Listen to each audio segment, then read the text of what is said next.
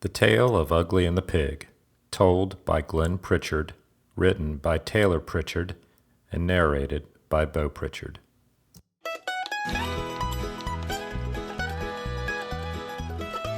Ugly and the Pig. I was probably about 9 or 10 when I first heard this story. My family and I went to Virginia Beach to visit my grandparents.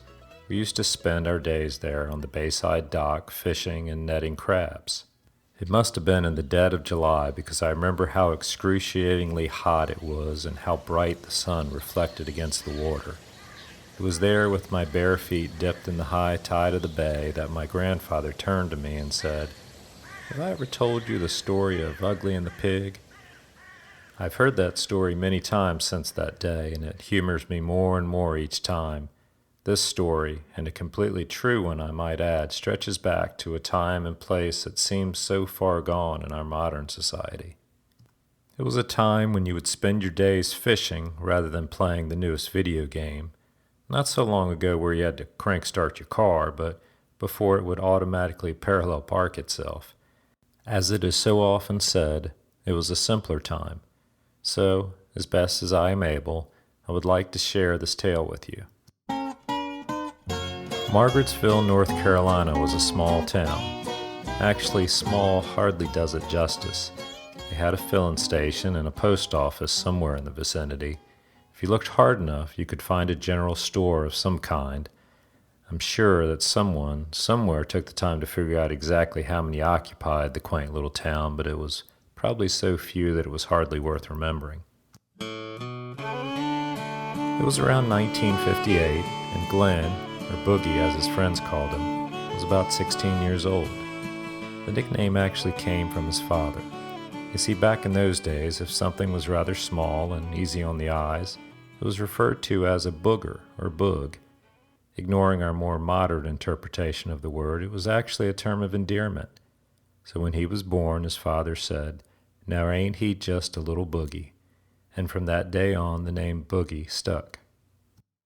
I suppose you could say that Boogie was a mostly well-behaved kid. He loved and cared for his family, went to school, and stayed mostly out of trouble. I say mostly, however, because every once in a while he had a habit of getting into mischief. It was more or less his own personality. For the most part, it was due to his choice of friends. One in particular, who was incidentally the star of our story, was a boy who everyone simply referred to as Ugly. Now, it wasn't that he was a terribly bad-looking guy. However, he was definitely no Cary Grant. He was a rather gangly-built young man with curly, bright red hair, freckles, and a snide, snaggle-toothed disposition. Still, his title did not originate from his skulking looks. As best as can be remembered, he got the name while water skiing at the local quarry. Rather than proceeding with the normal routine of riding on top of the water, Ugly jettisoned himself from the skis like a free-flying jack-in-the-box. But he wasn't one to give up so easily. Still clenching the rope as tightly as a mother holds her newborn baby, Ugly submerged like an exploratory deep-sea submarine right down to the bottom of the quarry. By the time he surfaced, he was carrying around 20 or 30 pounds of tree limbs, mud, and assorted fisherman's bait and tackle long lost to the murky water. After all the jeering and teasing of his friends had subsided, the name Ugly became his new identity. In truth, the name was mainly provided by Preacher. If I may step outside the story for just a moment, the title Preacher wasn't actually the boy's name, wasn't even what people called him. My grandfather simply couldn't remember his actual name. He only remembered that later on in life, the said boy in question became a minister. So for that reason alone, the nameless child was declared Preacher for this tale. So back to the story. Ugly had a knack for getting into trouble. It was his sole reputation, in fact.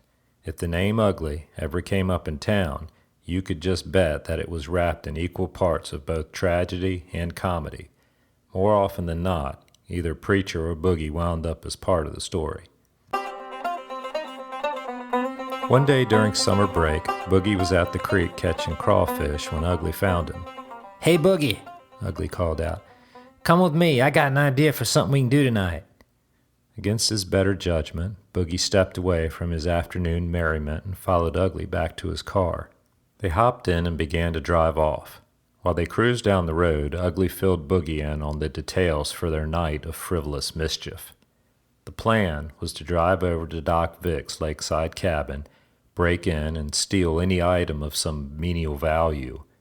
It was essentially the thrill of the theft that excited Ugly. It really didn't matter what it was. By the time night had rolled around, they arrived at the cabin. The lights were off, so it was pretty safe to assume that the doc was gone. The first step in the operation was to check the door. If it was locked, they could always move on to the window. As luck would have it, the door was unlocked. They quietly crept inside, and Ugly immediately began scavenging. Boogie wasn't all that interested in actually stealing something. He wasn't even all that sure why he was there. He waited around while Ugly scrounged around in Doc Vic's personal effects. It wasn't very long before Ugly emerged from the bedroom, holding high a pair of electric socks. This was a bit of an odd item to walk away from a heist with. Batteries were still pretty big in those days. The battery was attached to a belt, one across the waist, and had 2 wires running down the leg into each sock. It wasn't much of a prize. Boogie really didn't see the point in breaking into Doc's house for a single pair of foot warmers. But as I previously mentioned, it wasn't the said loot that enticed Ugly. It was the thrill of the theft. Boogie, however, had a more balanced moral compass. He convinced Ugly to put the socks back where he found them, and that the mere act of breaking into someone else's house was enough of an accomplishment to appease his criminal urges. So they left the house, closed the door, and stalked back to the Studebaker. It wasn't until they were several miles down the road that Ugly began laughing. "What's so funny?" Boogie asked. "This," Ugly replied as he reached into his pocket and pulled out that same pair of electric socks. "I thought you said you weren't going to keep them. You said you were going to put them back where they were." "Relax, it's fine," Ugly said. "Oh, just hope we don't get caught," Boogie said with an overwhelming hint of worry. "We won't," Ugly replied. "Doc Vic's loaded. There's no way he's going to miss a single pair of electric socks."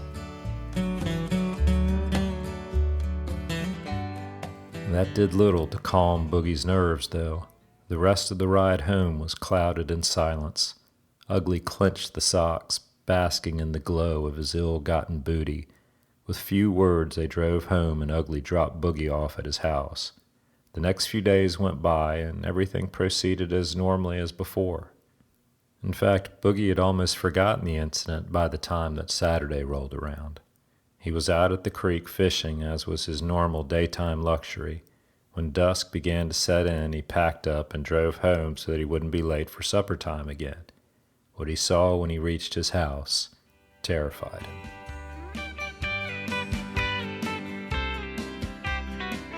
The first thing he saw was a squad car parked in the driveway. His heart sank as he looked toward his house and saw the sheriff sitting on the porch with his father. The first thought he had was to turn around and drive off. He could head for the border, or maybe stay with a friend. But he knew it was too late. Even from the car, he could see his father staring him down from the porch. There was no running away. He slowly pulled into the driveway and parked.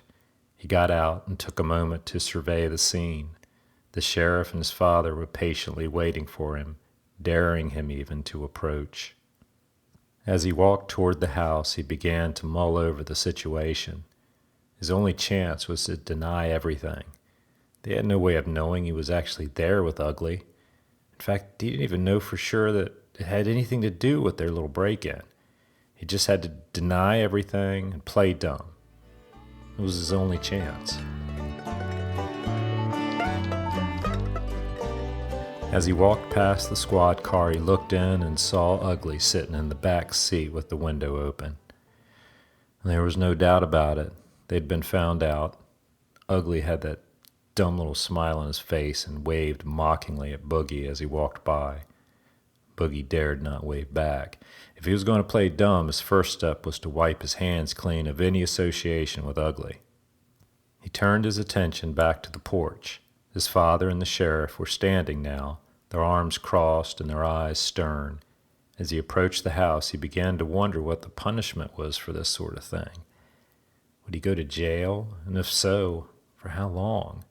Would he be an old man by the time he was released? But his fear of the judicial system paled in comparison to his fear of whatever his father would do to him. He reached the foot of the steps and looked up at his accusers, not daring to walk any further. His father looked too angry to even speak at the moment. The sheriff, on the other hand, was not. "Boy," the sheriff said, "you're in a heap of trouble."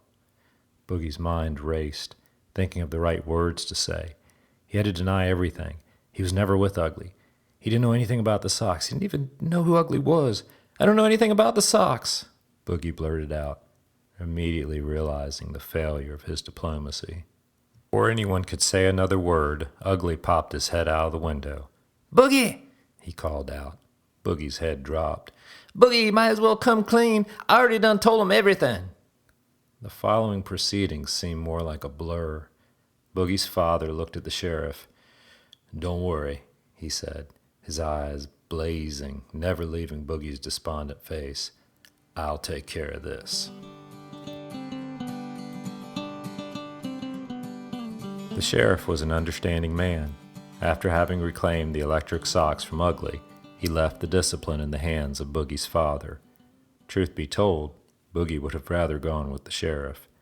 After a pretty severe scolding, his father drove him over to Doc Vic so that he could confess and apologize. Doc Vic was a pretty gruff man. He didn't let Boogie off the hook. In fact, he was never really sure if there was any hint of forgiveness offered that night. By the time the entire ordeal was over, Boogie sat down to reevaluate some things. The incident served as a turning point for him. He began to see and admit to himself all the trouble that Ugly dragged him into, and he wasn't sure that he wanted to allow him to take him down any further. There was a bad trend beginning to revolve around Ugly. Boogie realized that he couldn't keep going down the same road that Ugly was on. It would only lead to more nights like this one.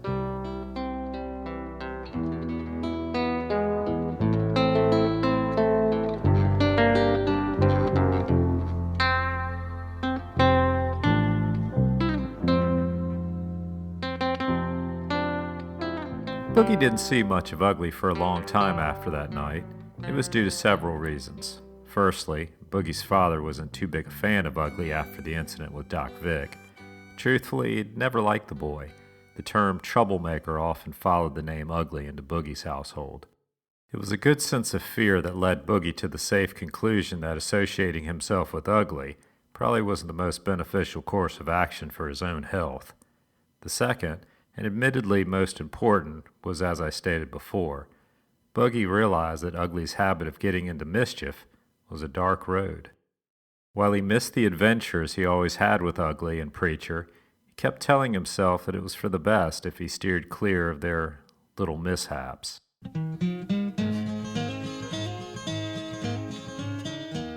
It was a warm summer Saturday when Ugly pulled into Boogie's driveway.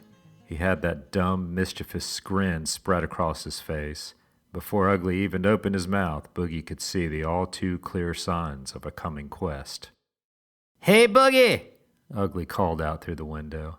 "Hop on in, I need your help with something." Now, Boogie was a little torn. You see, his parents were out of town fishing at Cape Hatteras that weekend. By the ever-gracious teenage law, he was a free man. He was at liberty to forsake his previously adamant sense of morality and self-preservation in order to trek down the spiraling road of trouble with his bold compadre. Together in Ugly Studebaker, the sky was the limit. More accurately, there was no limit. If there was one thing you could be sure of with Ugly, is that his debacles were not bound by the human concept of basic morality. On the other hand, Boogie had promised his parents that he would drive his grandmother over to see her sister. Truth be told, he really didn't want to. It wasn't that he didn't love his family. However, a day at his great-aunt's house wasn't exactly the most stimulating of events. Not for him, at least. He would sit around on the front porch all day while the matriarchs of the family drank through cartons of beer and wedged handfuls of Navy snuff into their nasal cavities. It wasn't exactly something that Boogie was looking forward to. He was rather torn.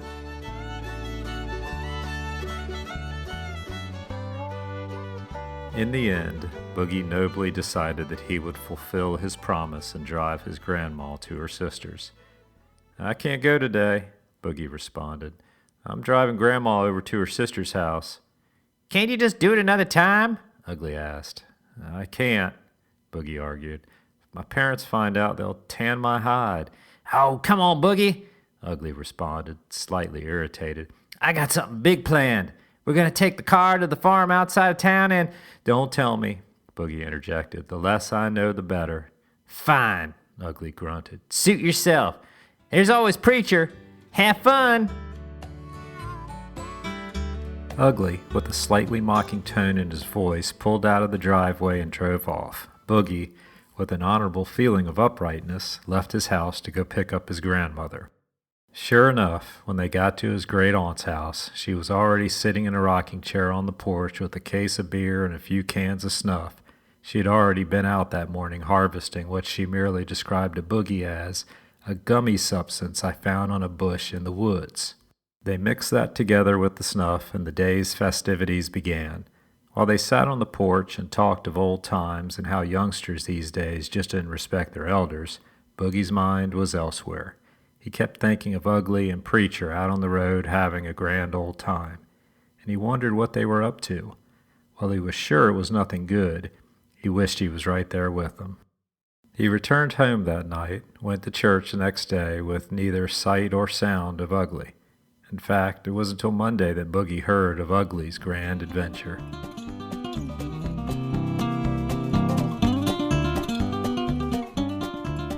After Ugly had left Boogie's house, he drove straight to Preacher's. He didn't have to work so hard to drive Preacher along on his escapade. On their way out of town, Ugly explained his plan. The itinerary for the day was to drive to the big farm just outside of town, sneak in, and steal the prized hog from his pen. They would load him into the car and tote him over to the market all the way over in Emporia in hopes of selling him at the auction. His plan had two major flaws. Firstly, selling the hog wasn't going to be nearly as easy as he thought.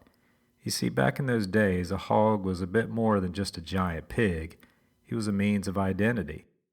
People in that area could look at a hog and quickly identify him and the owner. It was pretty similar to how, in our day, we could look at a car and be able to tell whose it was. Just as a car these days has unique paint jobs and bumper stickers and so on, hogs had features such as scarred eyes or slightly gnawed-off ears. There was every chance they could get to market and the patrons would immediately recognize the hog and the fact that Ugly and Preacher were definitely not the owners. Still, the auction was in Emporia, so that gave them a better chance at secrecy. However, the second and most overlooked flaw in his plan was the actual transportation of the hog. They were able to successfully get the hog out of his pen and lead him to the car, but that was when their luck began to fade.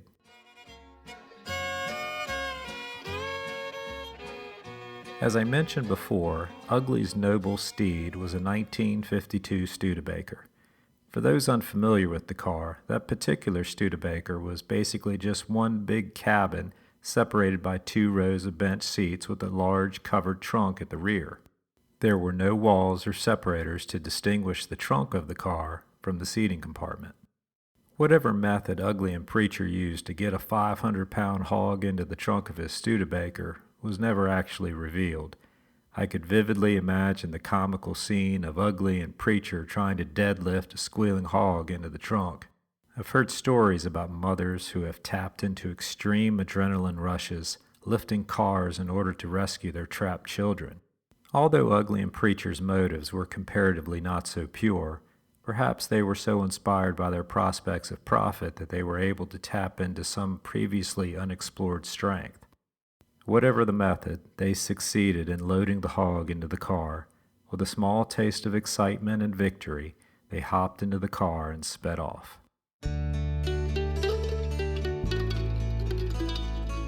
Now, I know what it's like to feel secluded.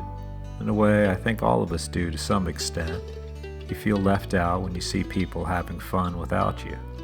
Apparently, the hog was no different. He felt left out in the back of the car. Eager to join the excitement up front, he climbed over into the second row. The car swerved and weaved between lanes as a quarter of a ton of hog leapt over the seat like a horse at the Derby.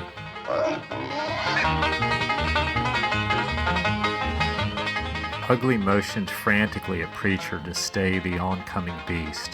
Pritchard tried pushing the hog back, but truthfully, a boy who could barely carry a small stack of timber didn't stand much of a chance battling a monstrous hog. The more he pushed, the greater the hog's resolve grew. Ugly, taking matters into his own hands, reached down for a wrench and began beating the hog on the head to try and drive him back. It may have been anger. Maybe he wanted a better view. Perhaps he felt like a second-class citizen in the back seat and wanted all the benefits that the front seat offered. Whatever the reason, the hog crawled up and over into the captain's chair. The Studebaker dipped down nearly into a nosedive. The rear tires went airborne like the incredible love bug, and the car began spinning out of control. They flew off the road like the Dukes of Hazzard running moonshine through a police checkpoint. The hog seemed no more amused by their detour as he thrashed about the front seat. Ugly, multitasking with the wrench still in his hand, tried to regain control of the vehicle while slamming on the brakes. By the time Ugly was able to stop the car, they had ventured deep into a large cotton field. Ugly and Pritchard jettisoned themselves from the car, followed quickly by the now furious pig. Considering that it used to be tradition for European noblemen to hunt boars with shields and spears, they didn't like their chances taking on the hog in open combat. They took off running. The direction didn't hardly matter. Towards the road or not, they were positive they were being pursued by a giant killer hog. They sprinted about a quarter of a mile by the time they came in view of a house. Relieved, they ran into the yard and turned back to see that the hog had finally given up his pursuit and now wandered aimlessly in the field about 30 yards away.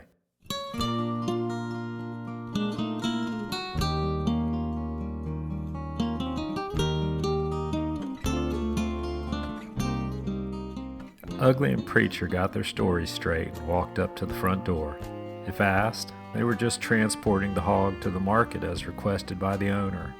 They knocked and were quickly greeted by a man whom Ugly knew all too well.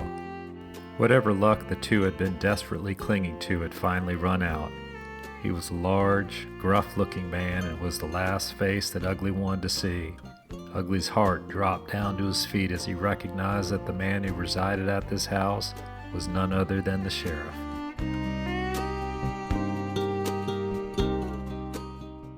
Neither of the boys had many words or much time to try to convince the sheriff that they were out in innocent business. He took one look at the hog and immediately recognized him. Ugly and Pritchard had stolen the prize pig of the sheriff's own brother. After that, the boys stood no chance.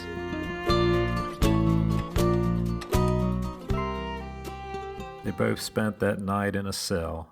The next day, the wonderful story of the two failed pig bandits began spreading through the town like wildfire, a story the town would not soon forget.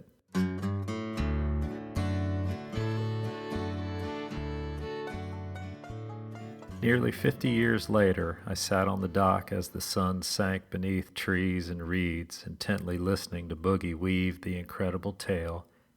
My eyes were filled with both wonder and laughter. Did that all really happen, Grandpa? It sure did. My grandma always said, "Tell the truth and let the Lord love you." He lowered his head, as he so often did when he was contemplating something. The moments passed with a few grunts and chuckles. "Do you wish you'd gone?" I asked. He laughed a little bit. "I guess every once in a while. I wonder whether or not I missed out on a great adventure and story. I remember at the time I was thankful for my grandma and my conscience for convincing me to take her to her sister's. It kept me out of a lot of trouble. It wasn't long after that I began to realize that Ugly's decisions were leading him down a bad path. Honestly, I'm glad today that I didn't go down that road. Still, despite his many faults, he gave the town and me a story I doubt we'll ever forget."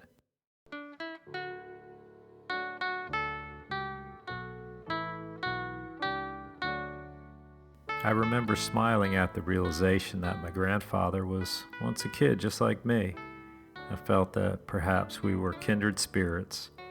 Like him, I spent most of my childhood exploring the forest and trying to outsmart fish. A joy of simpler pleasures and a longing for great adventure seemed so normal to me then. As the years have gone by, I've found that they, along with an unquenchable love for storytelling, were nothing less than a great inheritance. "I suppose we better head inside," Boogie said, standing up. "Your grandma will probably have supper ready soon." My mind immediately moving towards the thought of freshly caught and cooked crabs. I got up with him and we walked back to that familiar little house by the bay.